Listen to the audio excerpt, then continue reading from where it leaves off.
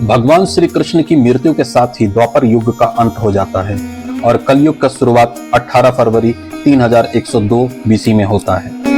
एक बार अर्जुन, भीम, नकुल और सहदेव भगवान श्री कृष्ण के पास जाते हैं और उनसे पूछते हैं कि हे भगवान, कलयुग कैसा होगा। उनके इस प्रश्न को सुनकर भगवान श्री कृष्ण मुस्कुराते हैं और अपने तरकस से 4 तीर निकालकर 4 अलग अलग दिशाओं में छोड़ते हैं और चारों पांडव भाइयों से कहते हैं, जाओ इन तीरों को वापस लेकर आओ। चारों पांडव अलग अलग दिशाओं में तीर खोजने निकल जाते हैं। सर्वप्रथम अर्जुन को तीर मिलता है और वो तीर उठाने के लिए झुकते हैं तो उनको एक बहुत मधुर आवाज सुनाई देती है। वह मधुर आवाज सुनकर मुड़ते हैं तो देखते हैं कि एक कोयल बहुत मधुर आवाज निकाल रही है और साथ में वह कोयल एक खरगोश का मांस भी खा रही थी। यह देखकर अर्जुन बहुत विचलित हो जाते हैं और वहां से तुरंत लौट जाते हैं। भीम को जिस स्थान पर तीर प्राप्त होता है वहां पे 4 कुआं स्थित थे। 4 कुआओं के बीच में एक कुआं और था। इन चारों कुआं में पानी बहुत मीठा था और इन चारों कुआं से पानी ओवरफ्लो कर रहा था, परंतु जो कुआं बीच में स्थित था वो बिल्कुल ही सूखा था। यह देखकर भीम बहुत आश्चर्यचकित होते हैं और उनको कुछ भी समझ में नहीं आता है। नकुल जब अपना तीर लेकर लौट रहे थे तो उन्हें रास्ते में एक सुंदर गाय दिखी, जिसे देखकर वो रुक जाते हैं। गाय एक बच्चे को जन्म देने वाली थी। बछड़े को जन्म देने के बाद गाय उसको चाटना शुरू कर देती है। गाय चाट कर बछड़े को साफ कर देती है, लेकिन उसके बाद भी बछड़े को चाटती रहती है। उसके इस चाटने के क्रम में बछड़ा चोटिल हो जाता है। नकुल को इस तरह का व्यवहार देखकर बहुत दया आती है और उसे समझ में नहीं आता है कि ऐसा गाय क्यों कर रही है। सहदेव एक पहाड़ के नीचे से तीर उठाते हैं। वो देखते हैं कि पहाड़ के ऊपर से बड़ा चट्टान लुढ़कता हुआ नीचे आ रहा है और रास्ते में आने वाले बड़े पेड़ और चट्टानों को कुचलता हुआ आगे बढ़ता जा रहा है, परंतु वही बड़ा चट्टान जो बड़े बड़े पेड़ और चट्टानों को रौंदकर आगे बढ़ रहा था, एक छोटे से पौधे के पास आकर रुक जाता है। यह दृश्य देखकर सहदेव आश्चर्यचकित हो जाते हैं। चारों पांडव भगवान श्री कृष्ण के पास पहुंचते हैं और उनसे निवेदन करते हैं कि रास्ता में जो घटना घटी है उसका मतलब समझाएं। भगवान अर्जुन से कहते हैं कि कलयुग में लोग बहुत मीठा बोलेंगे, बहुत ज्ञानी होंगे, परंतु कोयल की भांति लोग एक दूसरे का शोषण करेंगे और अपने स्वार्थ के लिए एक दूसरे को नुकसान पहुंचाएंगे। भगवान श्री कृष्ण भीम से कहते हैं कि कलयुग में अमीर और गरीब एक ही जगह पर रहेंगे। अमीरों के पास अकूट धन होगा, परंतु गरीब गरीब ही रहेंगे। अमीर लोग फूटी कौड़ी भी गरीब लोगों को सहायता नाम से भी नहीं देंगे। भगवान श्री कृष्ण नकुल से कहते हैं, जिस तरह गाय अपने बछड़े को चाट कर चोटिल कर देती है, उसी प्रकार कलयुग में माता पिता अपने बच्चों को लाड प्यार देकर बिगाड़ देंगे।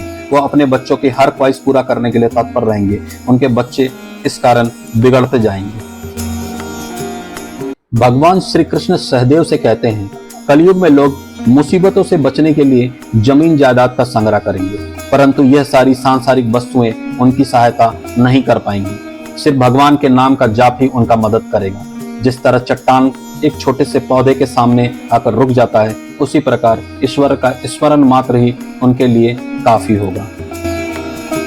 7वीं 8वीं सदी में भारत विभिन्न संप्रदायों मतों की भूमि हो गई थी। इसी कालखंड में बौद्ध और जैन धर्म का भी विकास हुआ था। बौद्ध और जैन अनुयायी वैदिक धर्म का खंडन और विरोध शुरू कर दिए थे। यद्यपि इनकी जड़ें भी सनातन धर्म ही थी, परंतु ये जोर शोर से वैदिक धर्म का विरोध कर रहे थे। इसी कालखंड में सनातन धर्म में बहुत कुरीतियां भी आ गई थी।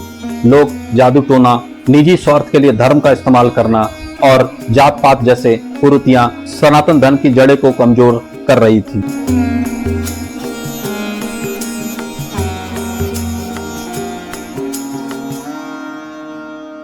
वैदिक धर्मावली साधु संत पूरी शक्ति से वैदिक धर्म के पुनरुत्थान में जुड़े हुए थे, परंतु इस वैदिक धर्म के पुनरुत्थान के लिए भारतवर्ष को किसी दैविक आत्मा की प्रतीक्षा थी। भगवान श्री कृष्ण भागवत गीत में कहते हैं, परित्रणाय साधूनाम विनाशाय च दुष्कृताम धर्म संस्थापनार्थाय संभवानी युगे युगे। यानी जब जब इस धरती पर अधर्म बढ़ेगा तो धर्म की स्थापना करने के लिए हर युग में भगवान अवतार लेते रहेंगे। इसी संघर्ष काल में भारत की धरती पर ईश्वर का अंश लेकर एक बालक जन्म लेता है, जिन्हें हम शंकराचार्य के नाम से जानते हैं।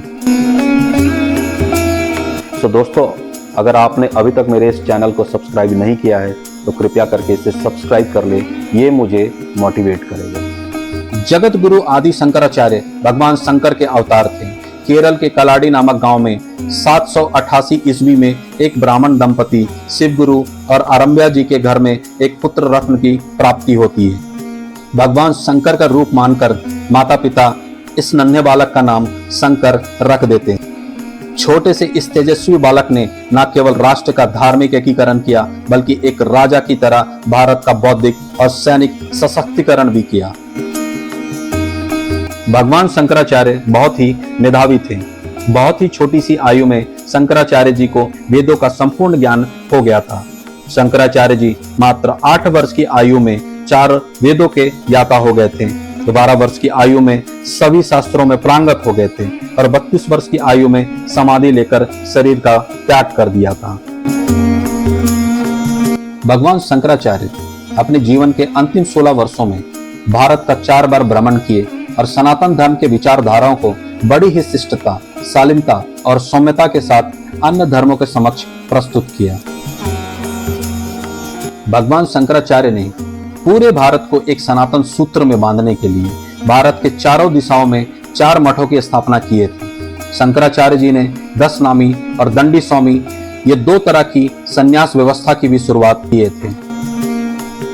इन संन्यास परंपराओं को समझने से पहले भगवान शंकराचार्य जी की बड़ी दूरदर्शिता को समझ लेते हैं। सनातन धर्म के एम्पावरमेंट के लिए भगवान शंकराचार्य जी ने 4 मठों का निर्माण करवाया।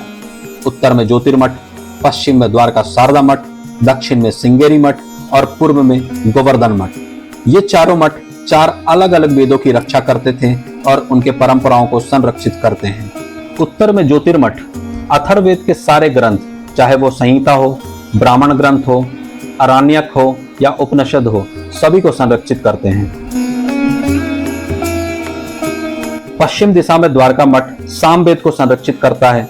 पूर्व में गोवर्धन मठ ऋग्वेद को संरक्षित करता है तो दक्षिण में सिंगेरी मठ यजुर्वेद को संरक्षित करता है। अलग अलग दिशाओं में 4 अलग अलग मठ को स्थापित करने के पीछे भगवान शंकराचार्य का एक बहुत बड़ा उद्देश्य था। वह चाहते तो एक ही जगह पर चारों वेदों की शिक्षा के लिए एक ही मठ की व्यवस्था कर सकते थे, परंतु उन्होंने ऐसा नहीं किया। इसके पीछे उनका उद्देश्य था भारत का एकीकरण करना। मठों की स्थापना के बाद शंकराचार्य जी ने 10 नामी संन्यास व्यवस्था लेकर आए। यह व्यवस्था लाना बहुत जरूरी था। विदेशी आक्रांताओं से सन्यासियों को बचाने के लिए सन्यासियों का सशक्तिकरण करना बहुत जरूरी था।